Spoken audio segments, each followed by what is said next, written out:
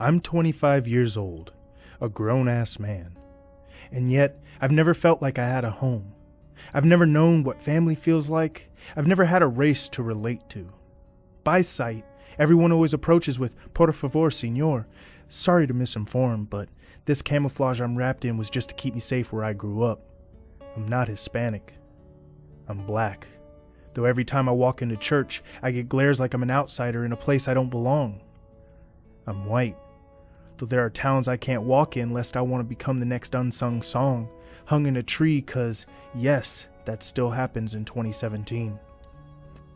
Sad as it is to say, when I do tell people what I am, they always assume that my father was black and my mother was white, 'cause in their eyes, white men don't run away from responsibility. They're half right. They just rebrand it with a different name and pretend like they're the victims. No, my last name comes from my mother, the mark of our blood slave owners, the starting point of our heritage, 'cause we'll never know what happened prior to that boat ride. People always speculate about their roots and where their branches broke. But imagine growing up in a life where you can't find out which tree you're the fruit of because one side won't speak to you for something you didn't choose, the other half isn't able to find out what tribe they hail from because cars have more reliable VIN numbers than the scars that were left on my ancestors. My grandma was born when blacks weren't given birth certificates regularly. She passed in December. The best Christmas gift God could have given her being the ending to her suffering.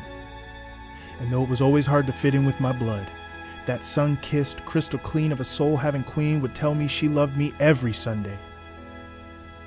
I'll never know what it was like to march with MLK. I'll never understand why this country hates the descendants of their slaves. I'm but the voice of one person who grew up without a group to label himself with, except half-breed, mixed blood, disgrace. Though, from my perspective, it's a bigger disgrace to segregate the corner of our skin's gradient for no other reason than it's what my mama taught me. I was raised to the tune of, don't trust no whites, don't like no whites, till you know that white. No wonder I've always half trusted myself. But what I have trusted was the love of my God that brought me this far. The love of my grandma, always telling me be good before we'd hang up. The love of my mother who didn't ask to have me, but fought that battle wholeheartedly regardless of the strife my life brought her. Maybe this voice could speak for those who just want to love, to be loved.